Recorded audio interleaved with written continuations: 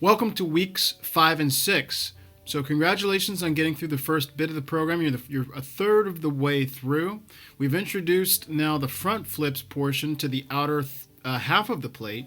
And what we're going to see today is we're going to see a continuation of T work. We're going to see front flips throughout the whole strike zone. Now we're going inside with those flips. We're still going to end with the line drive contest to team build and to keep things competitive. But here we go. Let's get right into weeks 5 and weeks 6. So again, sample schedule for 60 minutes. We're going to start with a mental goal impression. We're going to start with that MGI. We're going to go straight into T sequences. Those are going to, again, be the same sequence as weeks 3 and 4 with the concentration on front flips later. Make sure as a reminder that we're encouraging our players to be at or close to game speed on that T sequence. Then we're going to do 2 optional exercises. We're going to go straight into front flips, and then we're going to end with that line drive contest. And 2-strike command is really simply no emergency. We've got calm, clear vision of what's coming, almost as though you can see it before it's coming. It is that next level awareness. A 2-strike command is always going to be best if you're visualizing strikes, okay? Because the one thing that we do sometimes with 2-strike commands is we get into a place where we get defensive, we get anxious, we get short, we chop. Protect, protect, protect. That's not what we're doing. Today what we're doing is we're visualizing command of both sides of the plate. We are visualizing ourselves taking the pitch that's out and they're pulling it back. We're saying to ourselves, I'm not swinging at that. That's a ball. We're visualizing ourselves being convicted of what is a strike and what is a ball. We're going to visualize that umpire is on our side and is in agreement with 100% of what we're saying. And we're finally going to visualize that final breaking ball coming in with us getting the base hit over the opposite field infielder from where you are. So if you're right-handed, it's over the second baseman. If you're left-handed, it's over the shortstop. That's your MGI for the day. So let's get right into the T sequence for weeks 5 and 6. We're going to start with middle away 3, middle in 3, and then you switch. Second set, middle away 3, middle in 3, and then you switch again. Then away 3, middle away 3,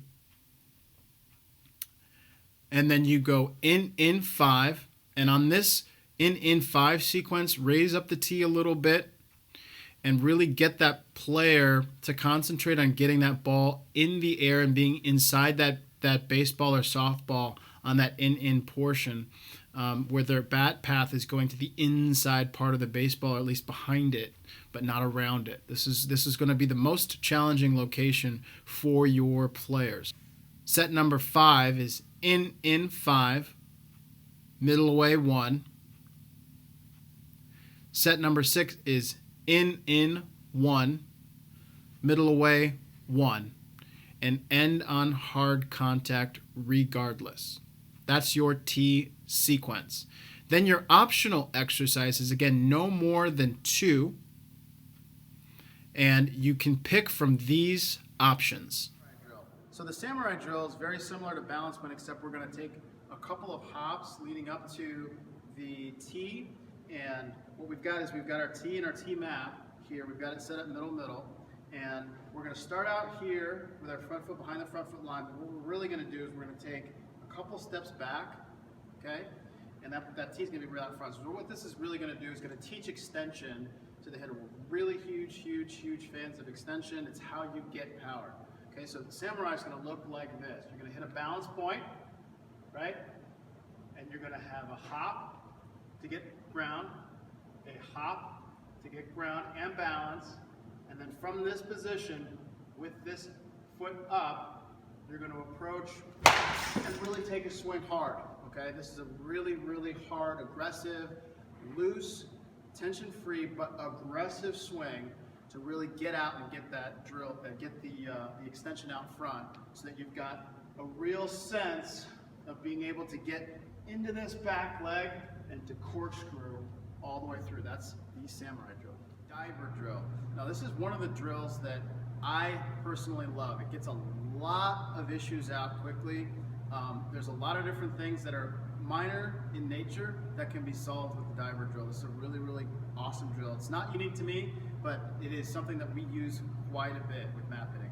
So first of all, we've got our T map that we're using. We'll start middle. This is where most things will take place, middle. But you can also move the T around on the hit line to be able to maximize the value depending on what each hitter is doing. So the diver drill, literally getting into the hitter's stance, right? Front foot is behind the front foot line. The hitter's going to get into his stance. All he or she's going to do is we're going to take our front foot and go back, just like the diver, just like on a diving board. So visualization is going to be the hitter's going to be on a diving board, right? The idea of this, as the hitter's going, is to be able to fire into the inside part of this back foot and to be able to stay behind center, okay? In the approach of the hitter, in the separation of the hitter, as we're coming forward, you see when I get back to here, I'm getting back to center. I'm not getting out over center, but I'm getting back to here where I'm able to rotationally hit the baseball and really corkscrew and get all of my hip and my hip action into it. This is for hitters who have chronically, our front foot hitters, they can't seem to get back. This is for guys and girls that maybe golf and finish naturally golf swinging like this. There's some application to it. It helps you stay through the baseball, but in order to hit doubles and home runs, okay, we need to use our back half really meaningfully. It looks just like this. Hitter's going to start at his stance, his or her stance. We got feet together. The hitter's going to come up and swing. So that's the diver drill. You can also, in this scenario, you can also have the hitter start a little bit deeper if the hitter needs to start a little bit deeper, but you want to get back to this place right to center. That's the diver drill, the candle drill. So this is a really interesting one, okay? Because a lot of hitters have their hands and their shoulders glued together. Really what's happening is you've got independence in your hands and independence in your shoulders. This drill just helps to be able to separate the two. We're gonna visualize the bat as a candle with wax and the flame coming up and the wax not wanting to be spilled, okay?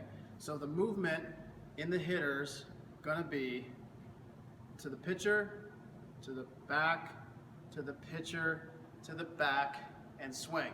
Now notice, the bat's not doing this like a pendulum because the wax would fall. What this is doing, one, it verticalizes the bat a little bit, but two, it gets the hands moving independent of the shoulders. You don't want to see the hitter doing this. You want to see the hitter doing this. Okay, there's going to be a little bit of a tip maybe, but you want to visualize like, okay, if it's a candle, I don't want to spill the candle. Okay, so that's carry the candle. Looks a lot just like this. Now the other part of this is that when we do this, the first two are usually just the hands, 1, 2, and then the whole body gets into it, and then we swing. Okay, so it looks like this: front, back.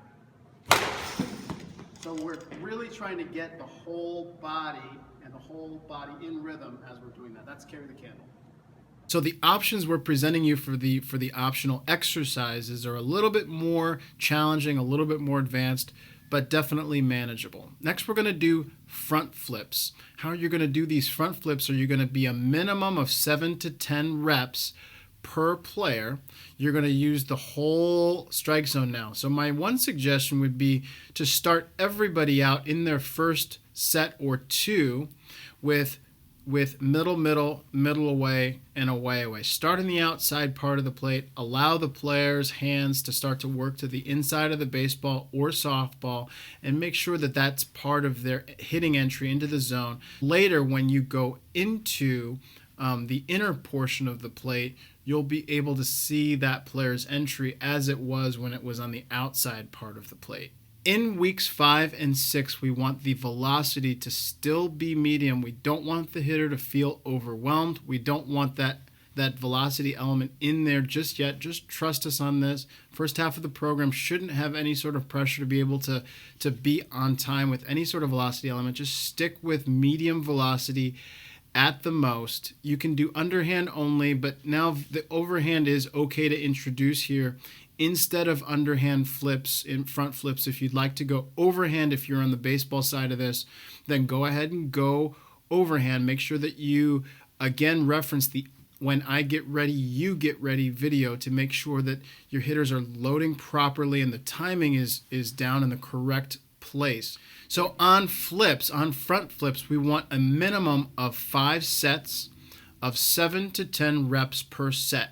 So as long as your players are getting a minimum of 50 swings on front flips, you're good. You can go over that a little bit if you've got a little bit more time. Pay attention to the players' hands. Make sure that there aren't any complaints about blisters or about things that are, hands being sore. You might have experienced that early on in the program. Just stay attentive to that, because we don't want to have the players to have any excuses at this point when things start to ramp up. So you're going to finish with the line drive contest, and that's a nice way of finishing from a team standpoint. You can shuffle those teams however you want to do it. You can get creative there at the end, and that is weeks 5 and 6. Weeks 7 and 8 are coming up. In the next 2 weeks, you're going to see the introduction of breaking balls there and some other things. So stay tuned, and we'll see you in a couple of weeks. Good luck with this next session.